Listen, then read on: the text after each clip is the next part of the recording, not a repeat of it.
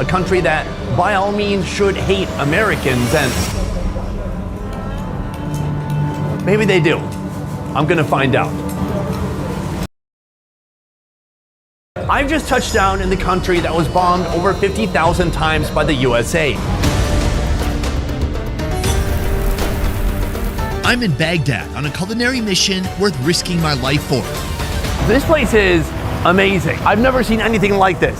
I'm taking on the best of Iraqi food at every price point, from street food afforded by all to high-end Middle Eastern magic that costs hundreds of dollars.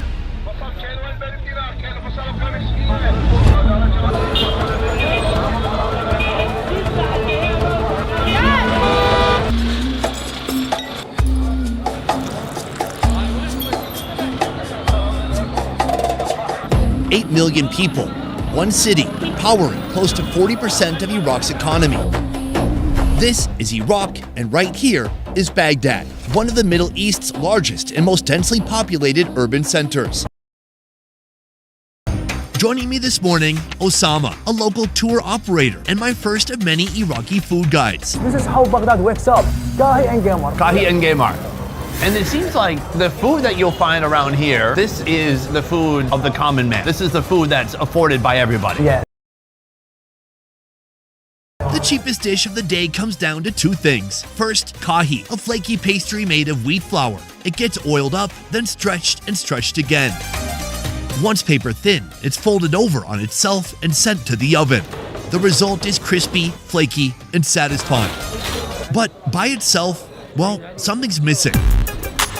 That's where Gamar comes in, a thick clotted cream made fresh from the milk of a buffalo.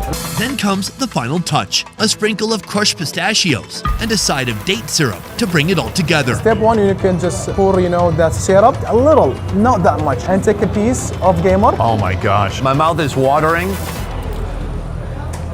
What do you think? How was that breakfast? That's dessert. This is like heaven for me. It's your first time to try the buffalo's clotted cream? It might be. You tried it like in Mongolia, right? Yeah, but when you're in Mongolia, who knows what you're drinking or eating? I could have eaten horse cream for all I know. The Iraq of today is far different from what the US military left behind in 2011. But buildings are easier to rebuild than people. So these days, do Iraqi people hate Americans? By the end of this video, I plan to find out. When you're touring people around Iraq or Baghdad, what are they most surprised by? The food, obviously. They're surprised that it's great. Okay, that's a good surprise. It is. A lot of people really love our food. This is a dish known as, why don't you say it? Tashrib. Tashrib. Yes. It starts where everything good starts. Chopped onions, bell peppers, bay leaves hitting hot oil. Then black dried limes go in and cardamom pods crack open in the heat. Chicken drops in next, turmeric, curry powder, cumin, then potatoes and chickpeas. We have the bread, we have the broth, and we have the chicken. We have no utensils. No. Explain. Is it okay to use the left hand? Like, what's it like? Yes, so you mainly go in with your right hand because that's a more religious aspect of it. But you're not going to get punished for starting with your left hand. It's okay. Thank God. Oh my God, that's incredible. How do I describe that? My favorite part is peeling off that chicken. The chicken is so soft.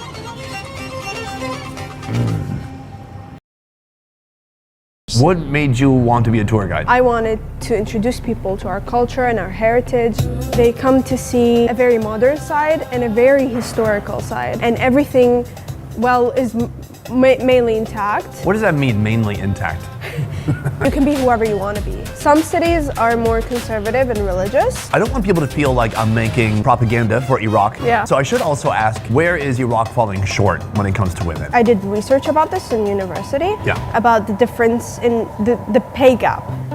In the public sector, it's completely fair. In the private sector, however, there's no supervision of if there's discrimination within wages given between men and women. So a woman in a private company for the same job, for the same requirements, can have less pay than a man. It shouldn't be that way. And that's the things that have been in our constitution forever. So they're not as easy to change. In everyday life, I think it's good. Can you drive a car? I do. I drive every day. That's pretty good. But our next food is the country's national dish. And in the land of kebabs and lamb, you may be surprised to learn it's carp. You think that this might be like a special night for having these many fishes like around the fire, but that's just the evening time in Baghdad. Everybody agrees on masgouf as it's not just the national dish of Iraq, it is the national dish of the whole country. We call it masgouf because it's cooked vertically up front of the fire. Prepping it might sound simple, but it's easier said than done. First, you have to catch a slippery carp by hand. Then there's the cleaning and gutting. After hitting it with a dash of salt, it's ready to swim toward that fiery inferno. Right now we are in the belly of the beast. I'm between these two carp bonfires and it is literally hundreds of degrees. We can only stand to be here for a few seconds because the flame is so intense. I don't know how these workers do it, but they do night after night, roasting up to 500 fish in a single night and 62 at a time between this fire ring and that smaller one in the back. I've never seen anything like it. To protect it from getting too much heat, they put one of these tinfoil plates around it to help disperse the heat, so the heat's not being too concentrated at any one time on the fish. And my God, these workers, I'm not sure how they get through the day. I hope they have good health insurance. I have a feeling they don't have any insurance. A proper masgouf takes anywhere from 2 to 3 hours to roast, and this country loves it so much, they gave it its own day of the week. There is a tradition in a sense. If you want to have good luck or you want to get more money, you would have fish every Wednesday. That's so fascinating. It sounds very Chinese. You know, it looks really cool on the fire, but when it gets to the table, Underwhelming. well, it looks like it could blend in. You can't really distinguish the different fish parts. But that's kind of the beauty of it. It's just the bare minimum, yet absolutely everything you're looking for. I'm gonna put that on top of the bread. Cheers. Cheers.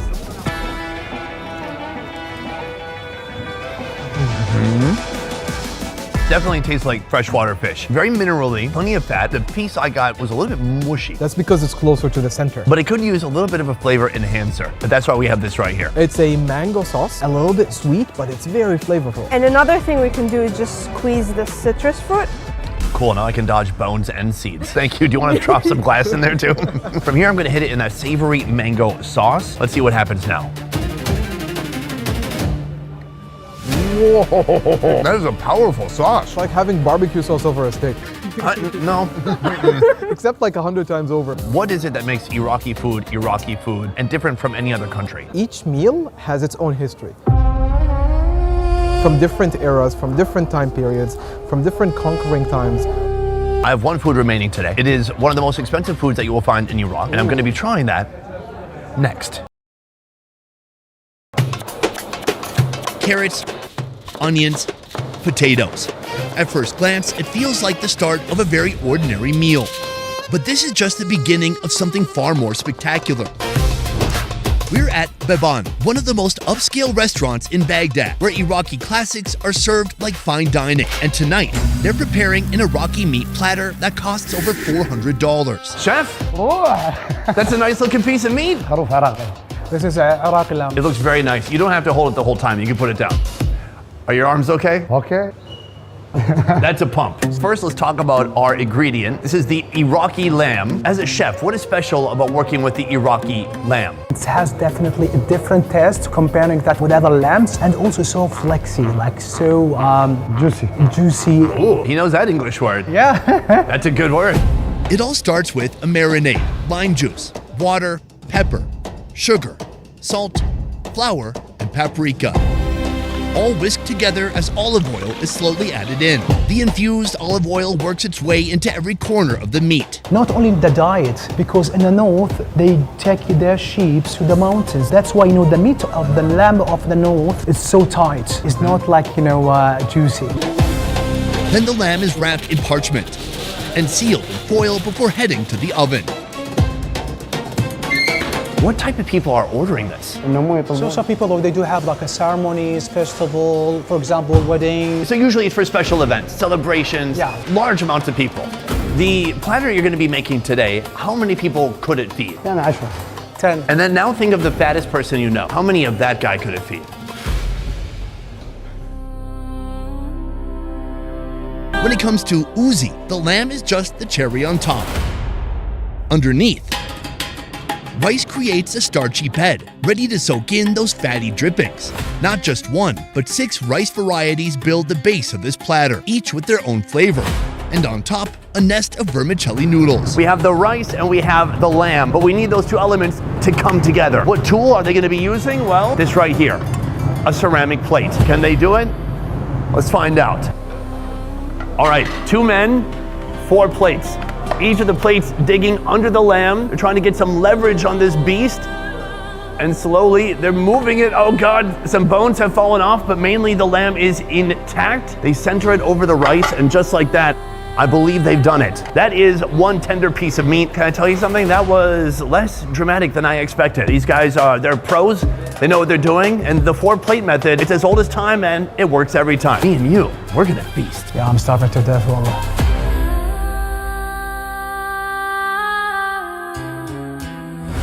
Here, we're at a restaurant kind of for the more elite, the people who have some extra money to spend. And they're spending it on stuff like this. I mean, this is a platter that costs roughly $400. Next, we're gonna break into the actual animal itself. Can you tell where the head and the butt is? For us, we like start from here. Oh, that's right, the big fatty tail. That is very delicious and very sweet. In Uzbekistan, they call it the dumba.